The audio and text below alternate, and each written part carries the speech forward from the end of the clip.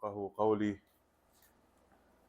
الحمد لله الذي أكمل لنا ديننا وأتم علينا نعمته ورضي لنا الإسلام دينا وأمرنا أن نستهدي صراطا المستقيم صراط الذين أنعمت عليهم غير المغضوب عليهم ولا الضالين. Amma ba'd. So, ang sinabi ng Propeta Muhammad sallallahu alaihi wasallam, kung sino man ang gustong bigyan o pagkalooban ng Allah subhanahu wa ta'ala ng kabutihan, siya ay gagamitin ng Allah subhanahu wa ta'ala. Okay? So ito ay gawin nating pang-araw-araw na paalala sa atin. Tayo, sa ating oras, sa ating kalusugan, sa ating talino, sa ating galing, sa ating mga abilidad, ito ba ay ginagamit ng Allah subhanahu wa ta'ala para sa kabutihan? Kasi sinabi na iulat ni Abu Hurairah radhiyallahu anhu, "Idza arada Allahu bi'abdin khairan ista'malahu." Gagamitin siya ng Allah subhanahu wa ta'ala kapag gusto siyang bigyan ng alin? Pag gusto siyang bigyan ng kabutihan. At tinanong ang Propeta Muhammad sallallahu alaihi wasallam, paano ginagamit ng Allah subhanahu wa ta'ala ang kanyang alipin? Sinabi ng Propeta sallallahu alaihi wasallam, bubuksan or bibigyan siya ng Allah subhanahu wa ta'ala. Bibigyan siya ng Allah subhanahu wa ta'ala or may bubuksan na pintuan sa kanya ng kabutihan at mananatili siya doon sa pintuan ng kabutihan na yon at doon siya aabutan ng kamatayan. Naintindihan natin? At napakaganda ng sinabi Ibn al-Qayyim rahimahullah na sa bawat bagyo, ito ay may katahimikan. Pagtapos ng bagyo, tatahimikan for sure. Tama ako, hindi. Kaya ikaw na mananampalataya, habang ikaw ay may bagyo, habang ikaw ay mainit, habang ikaw ay may lakas, habang ikaw ay may panahon, at nakikita mo na bumubuhos ang mga pagkakataon sa iyong harap na gumawa ka ng kabutihan, i-grab mo yung chance. Ito man ay kahit sa simpleng bagay. Kung ikaw ay mekaniko, sa pagtulong mo sa pag-ayos ng halimbawa ng sasakyan ng iyong kapatid, gawin mo. Kung ikaw ay may may marunong sa pag-a-arrange ng kasal, gawin mo. Ireto mo yung mga binatang kapatid mong Muslim na kung saan ang kanilang puri ay maging maayos, ang kanilang pananaw sa buhay ay mas maging matured, halimbawa, at maging daan siya ng Allah subhanahu wa ta'ala na bumuo ng mga pamilyang Muslim sa mga susunod na ummah. Kapag ikaw ay matalino at ikaw ay may kaalaman tungkol sa Islam, kahit ito ay kaunti lamang, ito ay ibahagi mo. So, ulitin natin yung hadith na sinabi ng Allah subhanahu wa ta'ala, sinabi ng Propeta Muhammad sallallahu alaihi wasallam, kung sino ang gusto bigyan ng Allah subhanahu wa ta'ala ng kabutihan, siya ay gagamitin. At papaano tayo gagamitin ng Allah subhanahu wa ta'ala? Bubuksan niya ang pintuan sa iyo ng kabutihan at hahayaan kanyang mamatay doon sa pintuan ng kabutihan na yun. Hanggang sa makita mo ang Allah subhanahu wa ta'ala. Ngayon, tanungin natin sarili. Kung ano yung routine natin sa pang-araw-araw. Anong parte ng buhay natin ngayon? Ang isa dito sa mga pintuan na ito ay nagagamit natin sa landas ng Allah subhanahu wa ta'ala. Kapag nakita natin yung pintuan na yan, panatiliin natin at ilagay, kung nag-iisa siya or onti lang yung kabutihan na nagagawa mo para sa landas ng Allah subhanahu wa ta'ala, panatiliin mo yun dahil ang kabutihan, mas mainam ang kabutihan na paunti-unti, na patuloy-tuloy, kaysa sa malaking isang buhos na ito ay mapuputol. So, yun ang mabilisang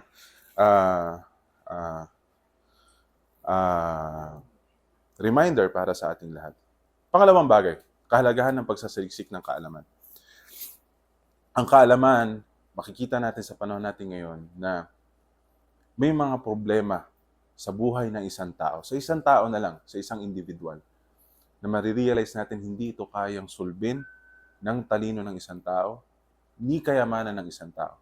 Marami ngayon naniniwala na kailangan ko lang ng pera, masusolve ko itong ganitong problema sa buhay ko. Pero hindi. Minsan, inilagay na sa atin ng Allah subhanahu wa ta'ala, nire-recite na natin habang tayo ay nasa sala. Nilagay na sa fitra natin minsan. Kaso nga lang dahil sa abala nating pamumuhay, abala nating puso't isipan sa mga mundong bagay, ito ay nakakalimutan natin. Kaya, bigyan natin ng halimbawa itong pag-aaral natin tuwing every Friday. Kailan natin ito sinimulan? Siguro, alam ko yung iba, hindi pa mga Muslim, nagsisimula na sila mag-aaral na tuwing Friday. So, isipin natin na itong oras na ito, itong lugar na ito, itong grupo na ito, itong paksa na ito, bigyan natin siya ng pagiging banal or pagiging sagrado sa buhay natin. Kasi maaaring ito yung isa sa mga binanggit natin sa hadith kanina, na ito ay ginagamit, ito yung pamamaraan ng paggamit sa atin ng Allah subhanahu wa ta'ala, pintuan na binuksan niya sa ating kabutihan na inshallah dito tayo abutan ng ating kamatayan. At sinabi ng mga matatandang Arabo, kung sino ang nagbinata sa isang bagay, siya ay tatanda dito. Kaya nga isa dun sa mga lililiman ng Allah subhanahu wa ta'ala sa araw ng paghukom ay sino? Kung sino yung binata na kung saan ginugol niya, inatas niya ang kanyang puso, inubos niya ang kanyang pagiging bata sa landas ng Allah subhanahu wa ta'ala hanggang sa inabutan siya ng kamatayan doon sa gawain na yun. Okay. At ang pagpapahalaga ng kaalaman, mga kapatid sa Islam, ito ay kinakailangan ng pagpapakumbaba. Ang kaalaman ay kinakailangan ng meron kang pagpapakumbaba. Na sinabi ni Ibrahim al-Adham, hindi ako nagkakamali. Sabi niya, ang kaalaman ay 3 dangkal. Ang kaalaman ay 3 dangkal. Kapag pumasok ang tao sa unang dangkal ng kaalaman, siya ay magmamalaki. Palatandaan na ito na di pa talaga siya nakapagsasaliksik ng kaalaman. At usually, yung mga taong nakakuha ng kaalaman, kaunting kaalaman, sila yung mga tao na parating may pagmamalaki. Or tignan natin, sino man ang taong kinikilalang maalam at siya ay may pagmamalaki, ito ay palatandaan na kakaunti lang ang kanyang kaalaman. Okay, pag pumasok ka na doon sa pangalawang dangkal, ikaw ay magpapakumbaba. Kaya nga ang mga scholar natin sa Islam, the more na lumalaki ang kanilang kaalaman sa Islam, alam niyo ang nangyayari sa kanila?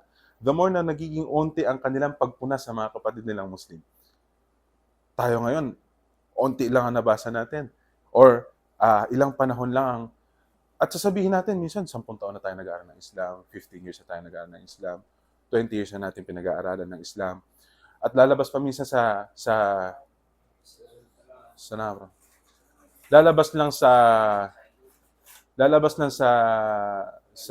lalabas pa sa dila ng ibang tao na marami na akong librong nabasa, marami na akong lecture na alam nyo ba, na pasasama yan sa sinabi ng Allah subhanahu wa ta'ala sa Quran na alin? Alhaakumut takathur. Sisira sa inyo ang pagpaparami. Akala natin ang pagpaparami lang na tinutukoy dito ay pagpaparami ng luho, pagpaparami ng lupa, pagpaparami ng mga... Sinabi ng mga scholar, napakaganda ng paliwanag na yun.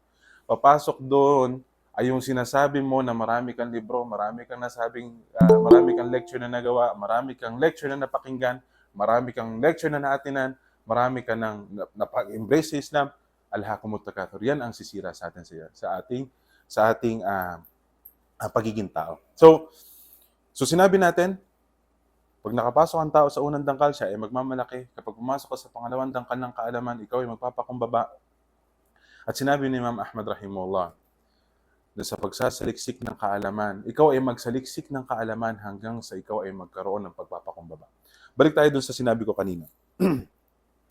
Ang mga scholar natin ng Islam, the more na lumalawak ang kanilang kaalaman, the more na umuunti ang kanilang pagpuna sa mga kamalian. Dahil alam nila at aware sila or na-encounter na nila halos lahat ng pagpapaliwanag tungkol doon sa sitwasyon na yon, kaya sila ay nagiging mas maingat sa pagbibigay ng fatwa o pagbibigay ng hatol. Samantalang tayo ng mga baguhan at hindi maikumpara ang ating kababawan sa kaalaman o sa pagdadala ng Islam. Malakas ang loob ng bawat isa sa atin sa pagpuna, malakas ang loob ng bawat isa sa atin sa paghahatol, na kung saan sinabi ni Ibn Uthaymin rahimahullah na ang pagsasalita patungkol kay Allah subhanahu wa ta'ala, ito ay minsan mas masahol pa sa pagtatambal kay Allah subhanahu wa ta'ala. Yung magsalita ka ng patungkol sa reliyon ng walang kaalaman, ito ay mas masahol pa sa pagtatambal kay Allah subhanahu wa ta'ala. Okay. At kapag ka na-reach mo na yung pinakamataas na antas na maaari mong ma-reach, marirealize natin na tayo ay walang kaalaman.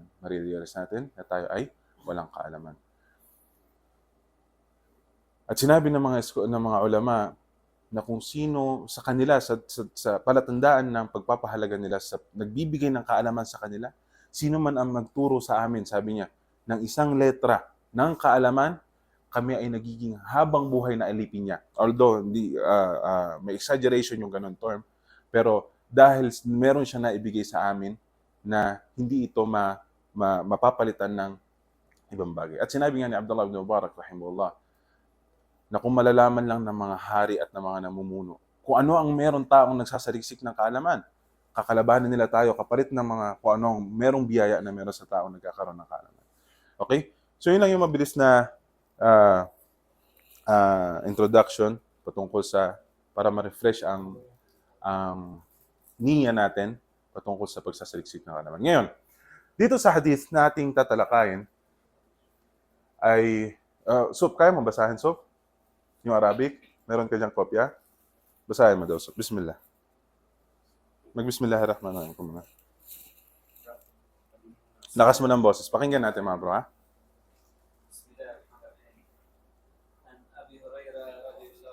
عن أبي هريرة okay. أن رجلا قال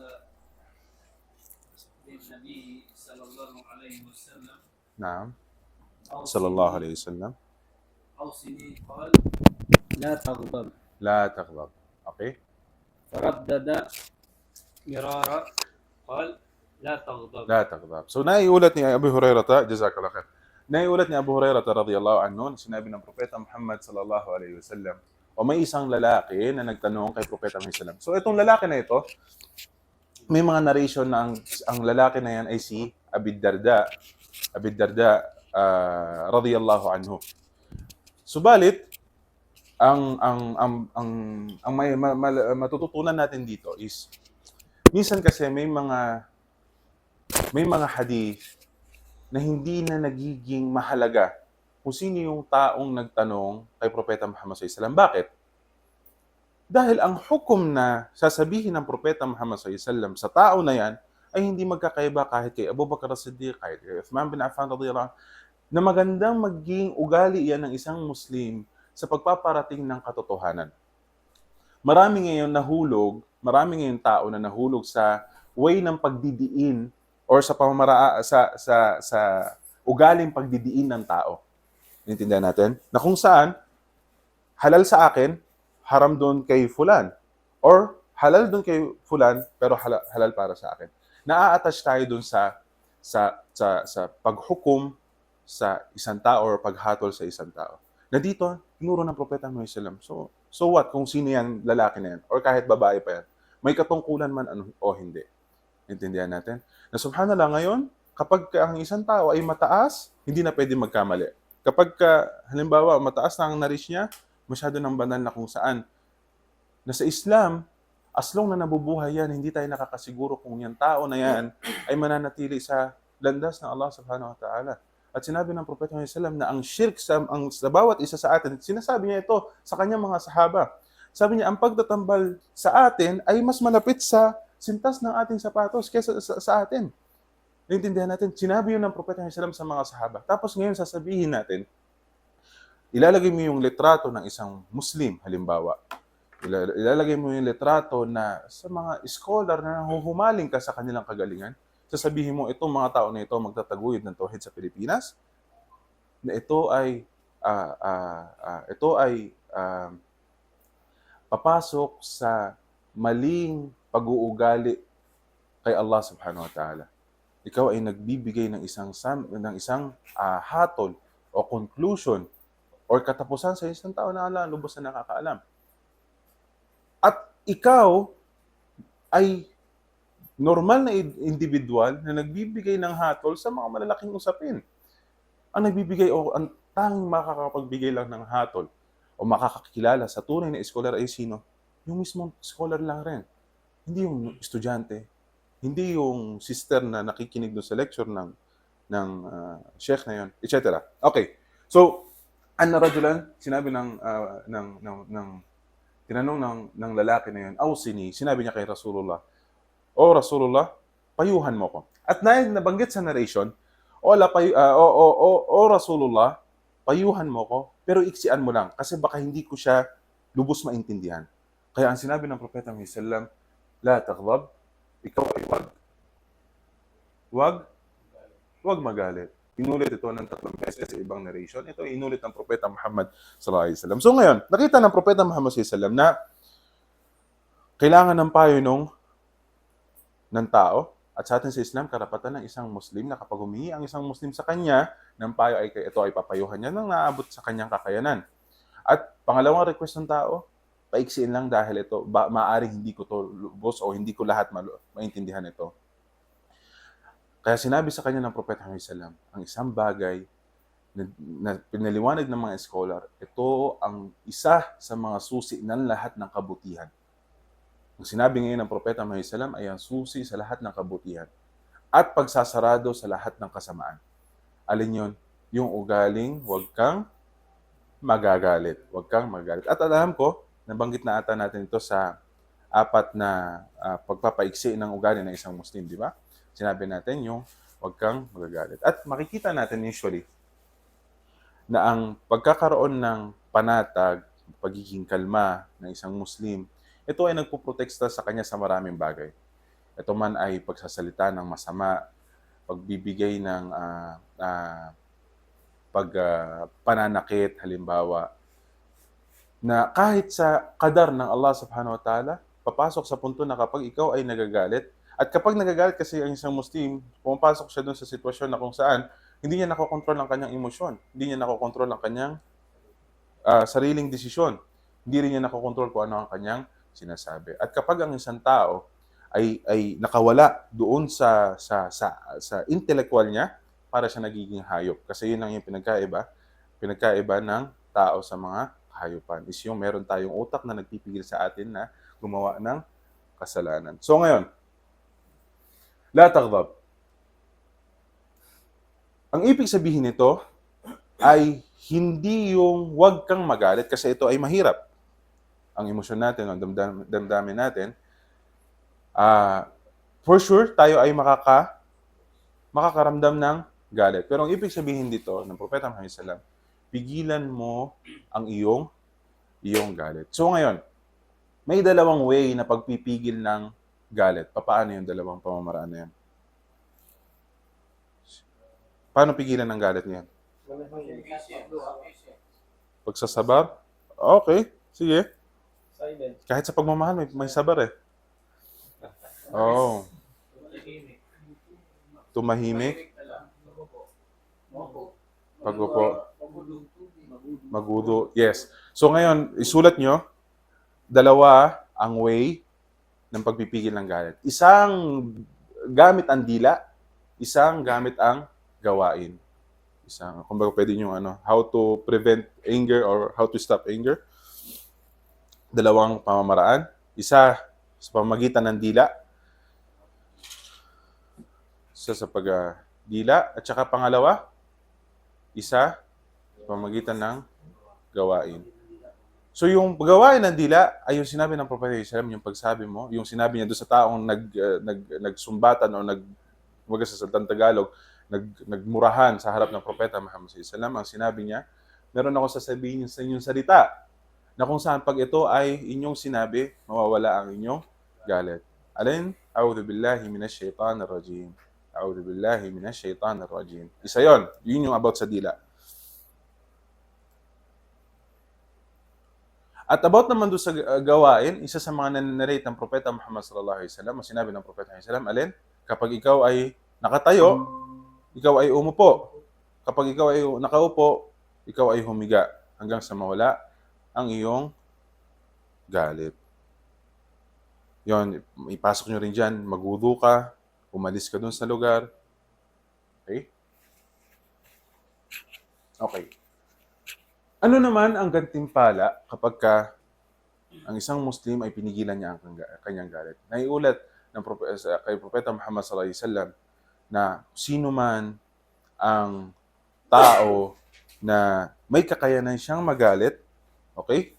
At pinigilan niya, siya ay gagantimpalaan ng Allah subhanahu wa ta'ala sa araw ng paghukom at papipiliin siya sa kahit anong hurul ain na kanyang nananaisip. Ang ibig sabihin ng hurul ain is yung mga birhen na may mga magagandang mata. So yun yung gantimpala ng taong pinigilan niya ang kanyang galit. Pinigilan niya ang kanyang galit. At di ba merong hadith na alin? Na ang tunay na malakas sa inyo ay hindi yung malakas sa wrestling o sa pakikipaglabanan. Ang pinakamalakas sa inyo ay yung kung sino yung kapag siya ay nagagalit, ito ay kanyang pinipigilan. Ito ay kanyang pinipigilan. Ano pa bang mayroon dito? So yun lang. May tanong? Move tayo sa next hadith. May tanong dito? Tungkol sa galit? Malinaw? Magtanong kayo, nagagalit na ako. Ano? May tanong? Malinaw lahat? Malinaw. Okay, next hadith bro. Therapy. Therapy daw. Parang wala hindi. Magalit daw. Bigyan mo Therapy. pera. Therapy. Ay, ilagay. Hindi ka busy pumaporte. Makapagsahe pa ng audio-visual design talaga. Sa sarili mo lang o kailangan yung... Mas mainam kung naririnig para malaman rin niya na pinipigilan mo yung sarili. Mapaalalahanan na rin siya at the same time. Sabi di ba? Sabi sila laila. Oo, pag-alala sa Allah subhanahu wa ta'ala in general. Pero ang hadith is a'udhu billahi minash shaitanir rajim. A'udhu billahi minash shaitanir rajim. Di ba meron mga sinasabi mga Arabo, salli ala nabiyak, alalahanin mo, adhkurullah. Pero at the end, sunnah ang masusunod. A'udhu billahi minash shaitanir rajim. A'udhu billahi. Kahit ano pa nakasanayan natin. Alam ko, may ginawa ko sa asawa ko, sinabi ko, sabi mo, hep hep hooray. Nawala galit niya. Oh, hep hep hooray. Nawala. Okay, next hadith. عن أبي يعلى شداد بن أوس رضي الله عنه أن رسول الله صلى الله عليه وسلم قال إن الله كتب الإحسان على كل شيء فإذا قتلتم فأحسنوا القتلة وإذا ذبحتم فأحسنوا الذبحة أو الذبحة وليحد أحدكم شفرته وليرح ذبيحته. So dito naman sa sumunod na hadith, ang tinuturo naman sa atin is kung paano pinakita ng Islam o paano ini-encourage ng Islam ang pagiging mabuti kahit sa mga mabababaw na bagay. At binigay na halimbawa dito ng Propeta Muhammad SAW is kapag tayo ay nag-aalay ng hayop.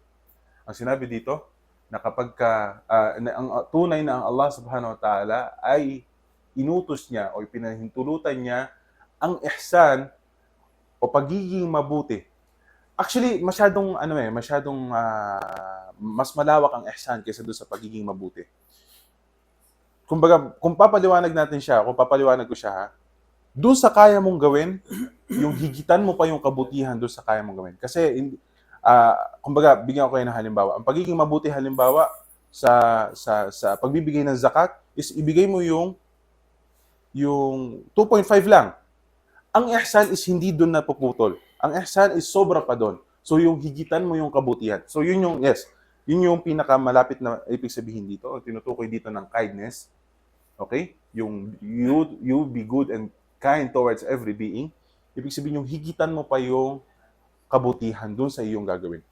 So, nilagay ng Allah subhanahu wa ta'ala ang paghihigit sa kabutihan sa lahat ng bagay. Kaya't kapag kayo ay papatay, ito ay gawin nyo sa pinakamaayos na pamamaraan. Ito ay gawin nyo sa pinakamaayos na pamamaraan. At kapag kayo, so ang ibig sabihin dito sa pagpatay is papasok dito lahat halimbawa sa jihad, nakikipaglaban tayo sa mga kalaban na mga hindi mananampalataya.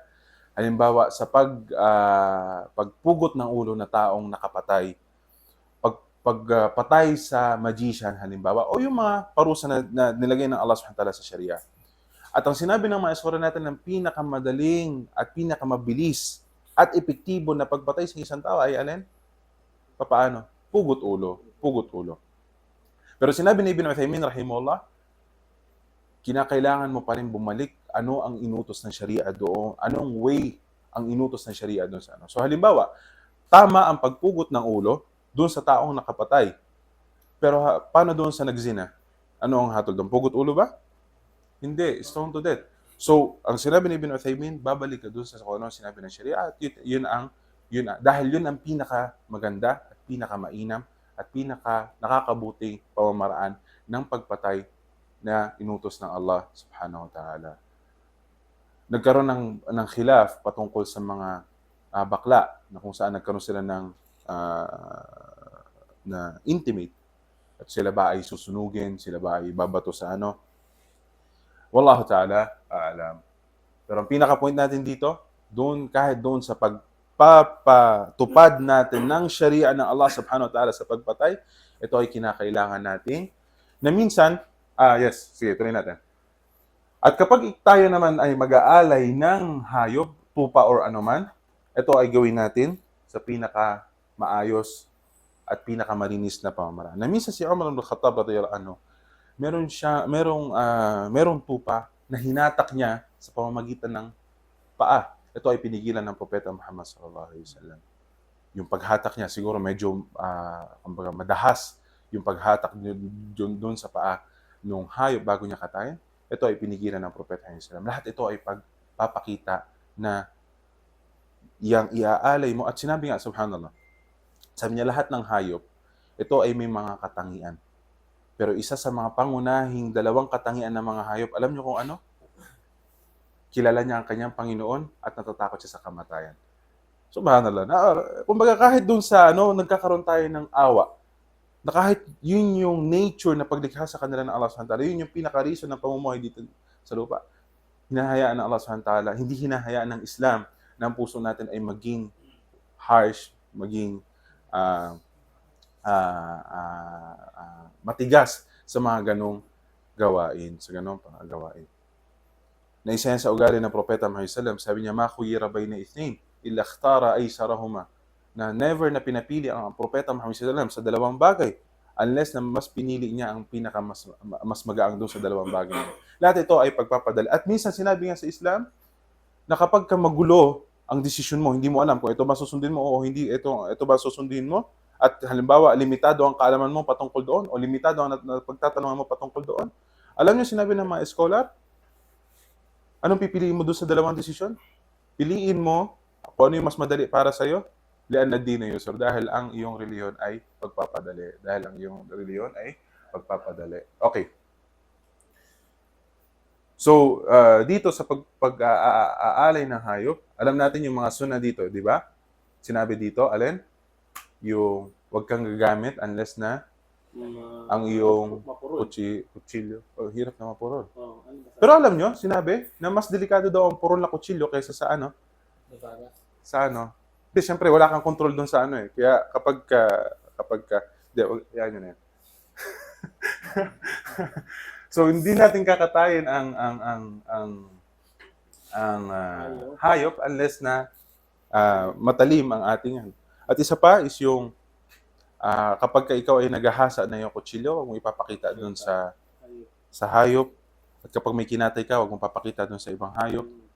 At ito ay gawin mo sa mabilis na pamamaraan.